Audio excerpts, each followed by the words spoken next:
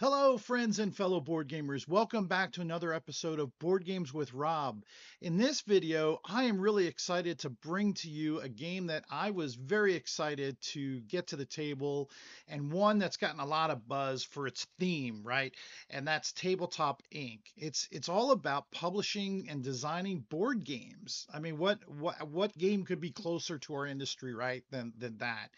So Tabletop Inc. is published in the UK by Cotswold Games and designed by Joseph and Madeline Adams, a lovely couple. I've had the chance to interact and talk with Madeline a number of times, been very kind. And so, what do I think about this?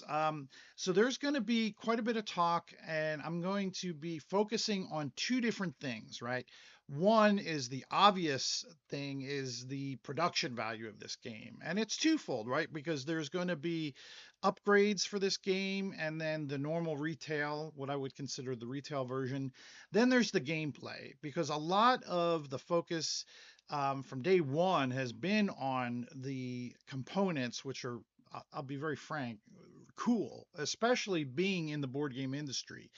But is that hiding bad mechanics? Is that hiding bad gameplay? Or is there a game behind all this stuff? Let's go down the table. Let me talk to you about how it plays, and then we'll come back up here and I'll tell you what I think about Tabletop Inc. Okay, everybody, I've got the board set up and I can barely fit the entire board in there. It just about fits. So there's a lot going on here and a bunch of the components out. I've got it set up with just a single player here, which gets a board game table, which is really neat. And I will say all of these components are the upgraded components. And so in this particular case, the board game table, which is, represents a board game table in real life. And you will be seating people at that board game table. But I digress. Everybody is going to be represent a board game publisher. In this case, I am Cogito Games, and you can have your first you're the owner of the company be at the table, starting off at the table. Everybody has a standard owner of their company. But there's a variant of the game where you can pick from these POW and WOW cards, and the POW cards have a certain ability, whereas the WoW cards have the ability. The POW cards are going to be something that's going to hamper the progress of the game that you have to get rid of to not only open up and stop that negative ability. In this case, I am prevented from seating all six people at the table. Two of those spots will be taken up, and I can't use them unless I get rid of this card, which is going to cost a certain amount of resources.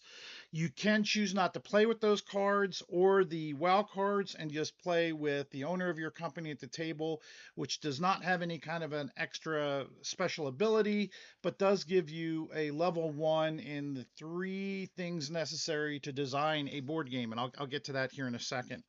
And then everybody's going to have like a nameplate that you're going to be able to put at your table, and you'll set that up on an easel in front of you. Again, really neat deluxe components. And forgive me, I forget what's as part of the retail versus the upgrade. I do know the board game tables are an upgrade. However, even the retail version of the board game tables are really thick cardboard and pretty neat. So the whole purpose of the game is to score victory points. This is a worker placement game. Before this token, and this token is set up for a three-player game, which each player count, you'll just push this token back further around the board. And then certain things will trigger this time token to hit zero. When it hits zero, the game will end. I'll talk about that here in a second as well. But you're going to be doing a variety of different things over the course of the game to essentially publish a board game. And a board game is going to be composed of three different things: a board game box, and the boxes, each box has a level from 1 to 4 on it. And so, here's a level 3 box or game, level 4. And so you can actually start with the lids off of these boxes. They're just empty boxes, and then just pick the level of the box that you have the skill to do. Or you can just, like I did, just put the lid on the box and then just pick the right box. It doesn't matter. You will also need to have game mechanisms, and they're level 1 through 4. And these are just tokens that you'll put inside of your box once it's on the table. So if you were to get a box, you'd put it on your board game table, you'd put a level 1, 2, 3, or 4 mechanism in there. And then the last thing that you'll need are game components. And again, they'll be level 1 through 4. And you'll just put whatever one you're going to be able to afford into the box. And then you have the 3 necessary things to publish a board game. Now, I will say I put stickers that they are part of the upgrades, and it leaves it up to you to decide what is a level 1 through 4 game component versus mechanism with the stickers, but they're kind of a neat thing um, to add to the flavor of the game. But that's how you will then design a game, and then for another action, you will then publish that. But I'm getting far ahead of the game. But let's talk about the different actions. So this action here, and I should say that taking an action is just putting one of your 4 humans, not meeples and not humans, but humans. And there's a long history behind that that I won't get into in this video. You can look it up online. You'll put one on a action spot, and you can, if it's white, then you can just take the action and get the resource that you're covering up. But some of these will be actually cordoned off for you can't take based upon player count. For example, here you'd have to be playing with 4 or more players. But then some of them will be yellow that have what's called safety costs, where you'll have to actually pay a particular resource to take that action. And they of themselves will also have a resource, a different resource that you can get when you take that. Sometimes you might want to take that resource and pay the cost because you want to get, like, for example, here, I'd be able to take the action and get some victory points if I took that rather than the normal one, which would just give me time. Let's talk about the different types of resources you have in the game. There are 3 lower level resources, which are in this case time, inspiration, and money. And I will say the upgraded components are really nice metal money and wooden tokens. The regular retail are cardboard, really nice thick cardboard, but again, not, I think, as nice as the deluxe upgrade.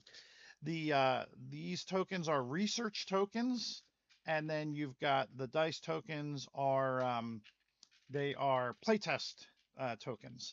So these are like what they call level 1 resources. Typically what you'll be doing is getting these to then get these, and then these is what you'll do to get the game mechanics and components and the boxes, which is another action. We'll get to that here in a second.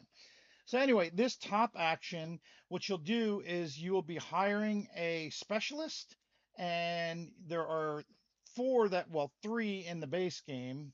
There is an upgrade that I'll talk about here in a little bit that provides 2 sides to these, but you'll you'll take the action, get one of these.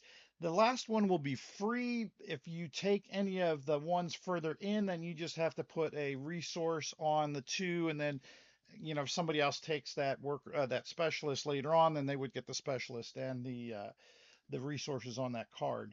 What these are going to do, well, they'll go in your hand when you're buying this, and likewise, this action here, if you take this one, you're going to be getting a freelancer. Now, when you get these 2 types of cards, you will just put them into your hand. This action here is actually seating people at your board game table.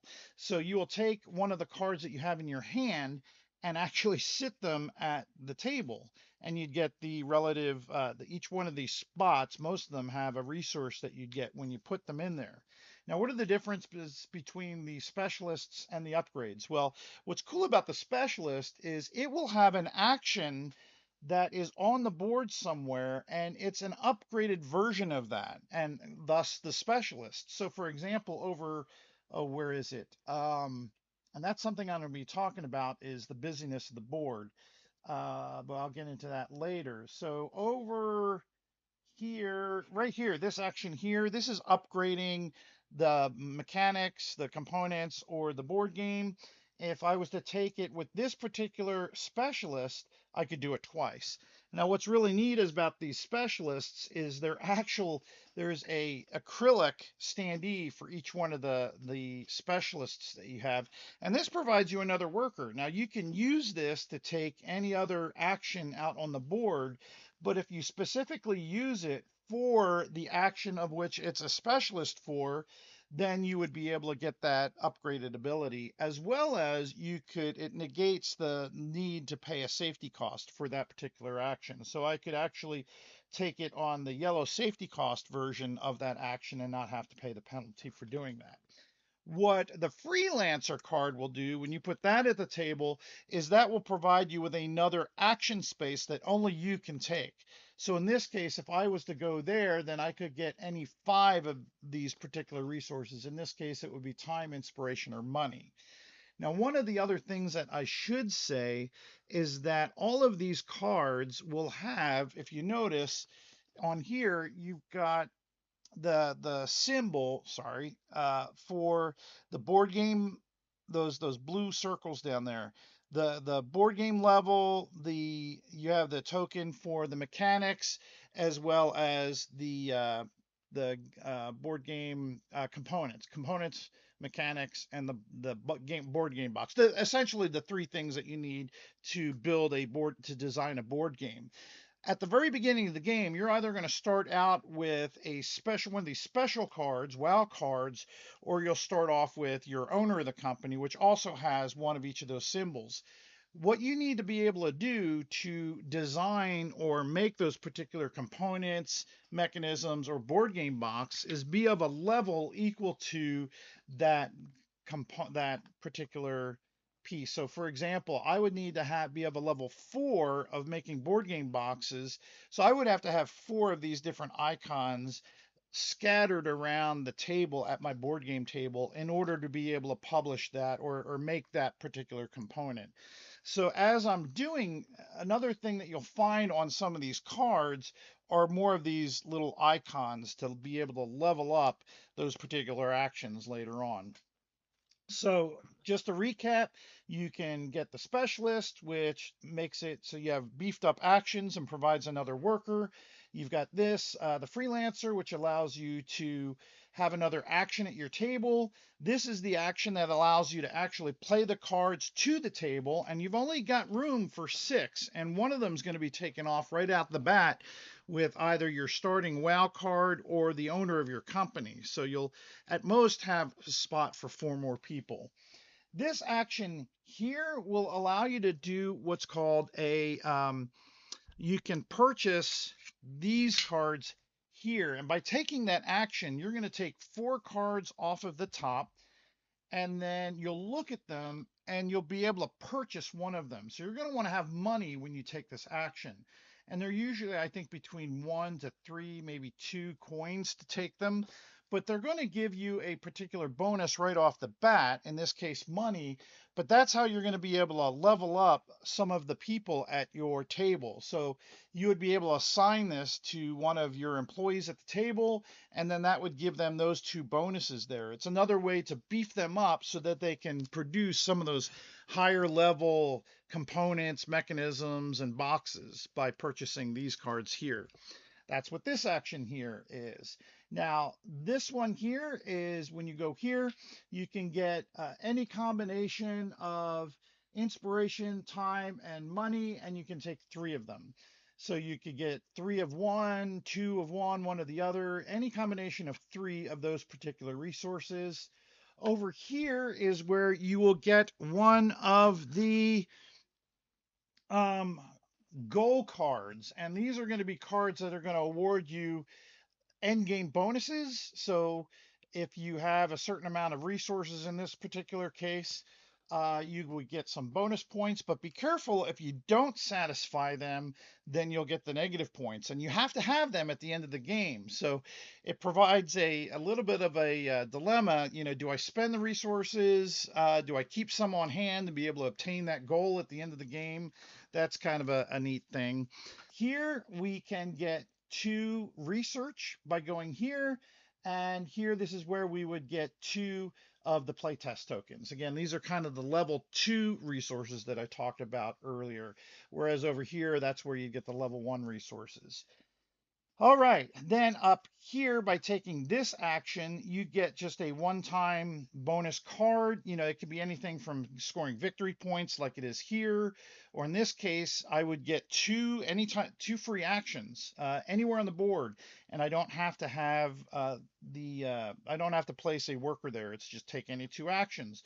Gain 4 inspiration, or 2 time and 2 money. So this is a way to get some really cool cards to get you some benefits. Over here is where I can just basically get any kind of a basic resource. Resources are not limited. This is where I can trade resources. So if I put a worker here, I could trade any level 1 resource for another level 1 resource, or any level 2 resource for its counterpart. So research for a playtest token. These two are where you're going to be designing your boxes, your mechanisms, and your components. So to build a box, it's its own space. You would need to spend inspiration at the level of the box that you're wanting to purchase or make. So a level 4 box would cost 4 inspiration. Here, this is where you would do either components or mechanisms. And again, you would spend research for at the cost of the components that you want, either 1, 2, 3, or 4. And the same thing for the playtest tokens for the game mechanism 1, 2, 3, or 4. And so that's essentially where you're going to be purchasing the three main things required to be able to publish the game. Once you've done that, then you can publish your game, which is putting all three of those things from your board game table, closing your lid, and putting it off to the side. At the end of the game, you would score just at this particular point, if you didn't do anything else with the game, the sum of the box value, the mechanism value, and the component value. This here will allow you to to upgrade either one of those three things. So either the box, the mechanism, or the component by one stage. So I can go from a level 1 box up to a level 2, 2 to a 3, and 3 to a 4, without needing or having to meet the requirements based upon my skill level of my employees. And then lastly, here is where you would submit your game for an award. Now, at the beginning of the game, everybody will have received a unique card that will explain to them how to get either a level 1, a level 2, or a level 3 award. And it's all based upon having your board game box, mechanism, and components be of a certain level. And then when you took this action, depending upon whether or not you met the qualifications for that level, you would get the level 1, 2, or 3 award.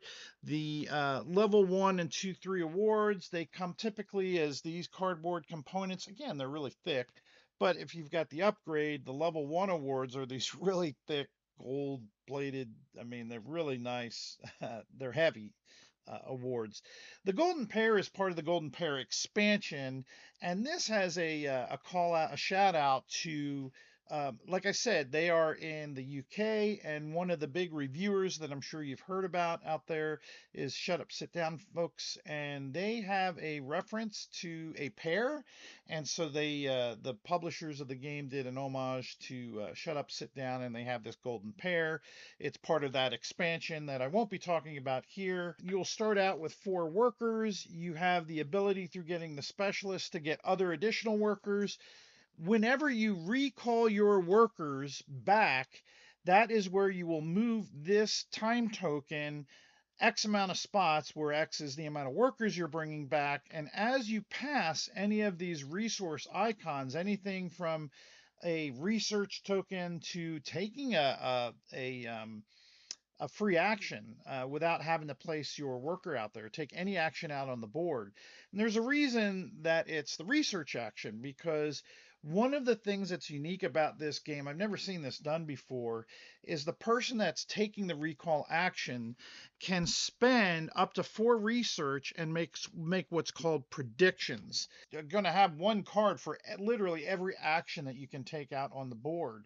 And so they would pick up to 4, where you would spend, again, a research for each one of the 4 predictions. And what you're going to do is predict that you'll pick a particular player, and you've got nameplates for all the different players that are in the game. This is Gmon Games. You've got A Girl Games on the back. These are, again, a play on different uh, game companies. Asmodeus Games. These are all different game companies, publishers that you can pick at the beginning of the game. And you would just put the nameplate and the predictions that you're guessing. And if by the time you have done your next recall, you'll look at how many of those predictions came true, and that's a way that you can gain, oh gosh, anywhere between 2 to 10 victory points, 10 being if you get all of them correct. So it adds a unique prediction mechanism to the game that you can take when you recall workers. But essentially, what you're doing when you recall is you're taking this time and you're ticking down the track. Once you get to the 0 point, that ends the game. The person with the most victory points based upon awards, published games. The freelancers will award you particular victory points at the end of the game. And then also the goal cards that you may or may not have met by the end of the game, they will reward you with extra victory points. And again, the person with the most victory points wins the game. All right, now what I've got set up here is the Crowdfunding Revolution expansion that's actually going through Kickstarter right now. And it's one of the 2 expansions that will be available for the game. The first one is the Golden Pair expansion, which is all about conventions and publishing your games out to a convention. It's a really neat one, but I wanted to spend a little bit more time about this expansion because it adds a couple unique mechanisms that I really enjoy playing with. And so I thought I'd speak a little bit about it. It adds a really nice player mats additional section to the table.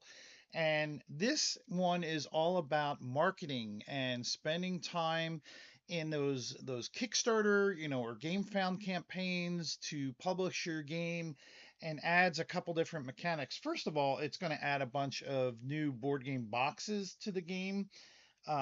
Really neat. And one of the things that both expansions did is they added these other cardboard tokens that are going to be important. Both the Golden Pair came with tokens for all of the base game boxes, and then this adds these tokens as well. And the reason they're important is once you publish a game, you're going to either you can submit it for an award, but you're going to have these tokens that are going to allow you to publish your game into one of 2 places. The first one being the Golden Pair expansion is to take it out to the convention.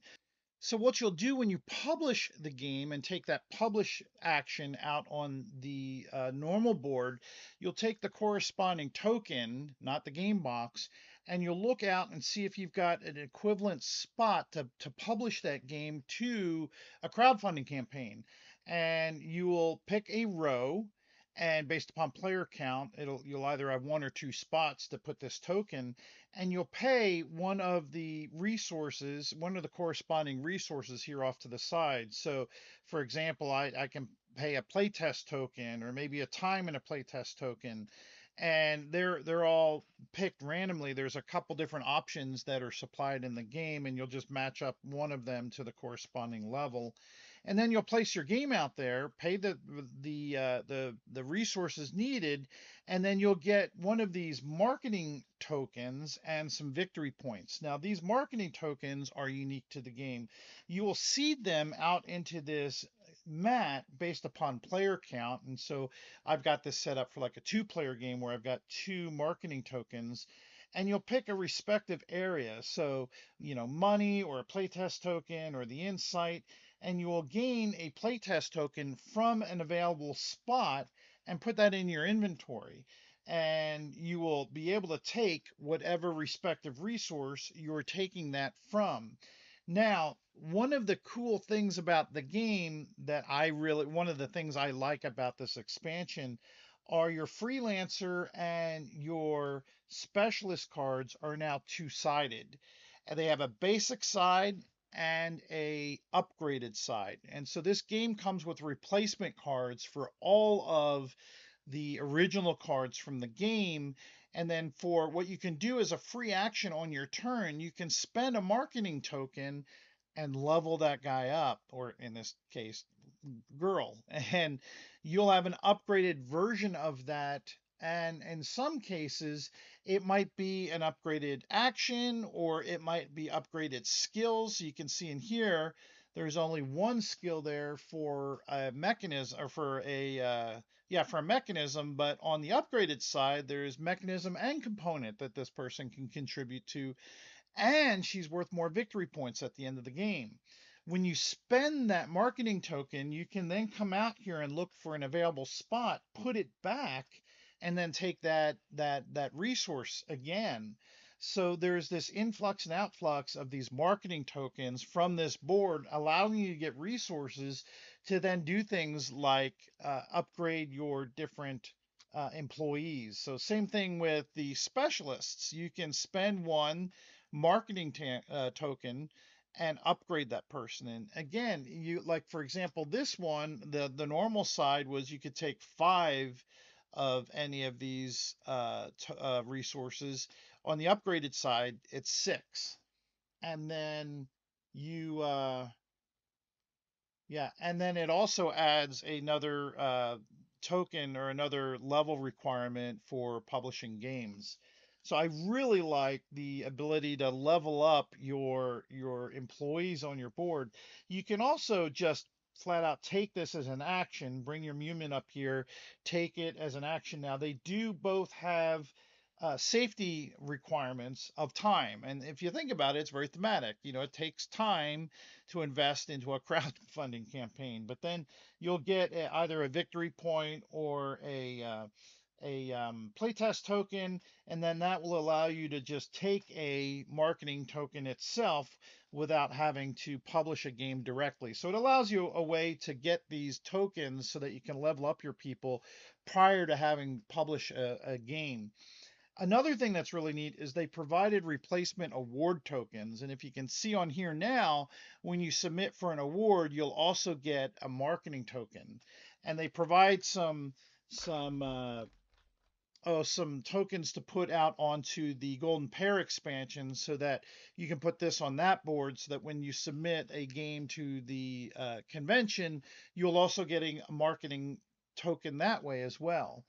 So it's a really neat add-on, probably the one that I like of the two better, because I really like it. Gives you an additional thing to do to the publishing action, and you have to pay a cost. I believe in the Golden Pair expansion, you actually have to spend an action to be able to publish out to the convention. I might be wrong on there. Here, you just, at the same time that you take that action, you spend a particular cost, and then you can get some rewards and specifically some victory points, and then these marketing tokens, which then you can use at any time to level up your people. So it's definitely a expansion, a Kickstarter that I would highly recommend getting into it. It adds to the feel of the game. It's very thematic. It's got a really nice mat and some really neat mechanics that it adds to the game. Wow, that's a lot going on, folks. There is a lot to this game, and one of the questions I asked at the very onset of this video is there a game there hidden behind these wonderful, gorgeous board game pieces? I mean, who doesn't like really cool boxes? And these come in the retail version of the game. These really cool, really thick cardboard boxes, the game mechanisms and the component tokens all in there. These again are the deluxe upgraded bits, but even the cardboard tokens are pretty nice. But it's really neat. The really nice meeple, wooden meeples, the board game tables, really neat. I mean, this really will appeal to most anyone in the board game industry. Let me talk about some of the things that I love about the game and some of the things that I don't care about. And I will start out with some of the things that I don't care about. The predictions. I didn't find myself always playing with the predictions. It was just another thing to spend research tokens on, which are needed for some of the upgrades on the board. And I didn't find myself, a lot of times I would just house rule it and we wouldn't play with it, especially for first time players who aren't familiar with all the different types of actions and why you'd want to take one versus the other. That is part of the game that you probably put in once people are really familiar with the game, and it's a pretty decent length game. They list it at 40 minutes to 2 hours. That's probably about right, especially for first time players, and the player count. It's it's um, it's going to be a lengthy game. So it's not it didn't add enough complexity or the wow factor to me to want to keep it in. I'd rather use the research tokens for other things. I've never seen that in a game, so it was interesting to play with it, a couple times, and it's not yeah, give or take. It's not something that wows me, and something that definitely for new players that I will not put into the game when I introduce them to it. Another thing that I didn't particularly care for is the busyness of the board. There's a lot going on here, and I don't know if it's because of the artwork in this game, or just the nature of the game. I don't know how to fix that. It's busy. Now, the publisher did do two sides of the board, and each one has a different layout. So I've played with this layout because it makes sense to me in the way that it's positioned, where you're kind of have things in particular groups, and you're kind of working towards the lower level resources to get the bigger ones to then put and publish, and the game, and it just everything is laid out in a sensible way that makes sense for me, and something that I can go through and teach in a particular way that's easy for people that haven't played the game. But it's still busy. And I'm not a big fan of the art, and maybe the colors. I don't know. I hate to pick on an artist. The meaning behind the action is sometimes in this little, and I know you can't really see it, but it's in the corner of the action rather than the big picture itself. And I guess, and that's maybe the way my brain works. So, for example, here in this particular spot, that's the playtesting spot, and you can see people playtesting at a table. But at the end of the day, I'm getting two playtest tokens, and that is imaged in the top corner and tells me what I'm doing there. So, my mind is first drawn to the picture of them playtesting at the table, and I got to make the connection that that's what they're doing is playtesting. That's where you get the playtest tokens. That one makes, obvious sense, but some of the others, they don't necessarily click to me when I see the busy image and what that is trying to portray versus just telling me in the top corner what it is that I'm going to get when I take that particular action. So that, I guess maybe that's what I mean by the busyness and the artwork, is it didn't just gel for me. It was just for my brain, a little confusing. Another thing that I didn't particularly care for was the use of the acrylic standees versus the Mumins or the meeples. I mean, they're so different in size, and you've got wood versus the acrylic. Now, the acrylic is gorgeous, and in any other circumstance, I would love to have really nice acrylic standees. I mean, the artwork on the standees is really good, and I like how each one's unique. I mean, they spent a lot of time making unique images for all of them, which is important because each one is respective to a particular upgraded action on the board. I don't know what the answer is to that, but yeah, I didn't particularly care for having the two different types of workers. It's a minimal gripe. At the end of the day, it was another cool action worker to have, and I like it. I guess maybe go with one or the other, have all acrylic or all wooden. Just having the two different types just kind of felt a little odd. Now, what do I love about the game? And I say love because I'm passionate about this game. It speaks to my love of board games. It's publishing board games, and I love my hobby, and my hobby means a lot to me. So this is definitely a keeper. I'm kind of jumping ahead to my final thoughts on the game. It's definitely a keeper, and it's a game that I mean, love is a strong word, but it's one that I really really enjoy, and one that I'll break out and play with people and enjoy teaching it to them. I like worker placement games, and so this speaks to my love of worker placement games. I like the love that I can see that the publisher and the designers have for the hobby. It speaks through the game. You can tell that they are very passionate about the industry and about their game. The different actions that you're going to be taking are very meaningful and make a lot of sense. I like the ability to get specialists. I find myself grabbing things that I know are going to give me upgraded abilities out on. Not only are they going to give me another worker action placement, but they're going to allow me to take a better version of an action. I like that. I like the freelancers, and I like having another action that only I can take. And what's even better about that is each of those cards are going to be improving my skills at the table. So it's going to allow me to make and design better board games, the better boxes, the better mechanics, and the better components. I like um, I like the upgraded abilities, the cards we take four, and it allows you to get not only usually when you're getting those, you're doing it because you want to upgrade some of your employees at the table so that you can right out of the gate design a better game. But they reward you with some added bonuses of some resources on there. So I like that. I like the whole process of going in and publishing the game and then going in and submitting it for an award, and every game I've played, I've always gone for the top award. I've never settled for a two or a three. I like having those level one awards, and I don't know if that's maybe because I have the golden upgrade, with the little trophy that's really neat. Um, I love the Calyx shelf. Let me show you that. That's this the shelf that you can put those awards and your published board game in there. This is probably a must upgrade. Look at all these board game boxes, and I should have shown this on the big camera. I mean, there are a ton of board games in there too, which is really neat.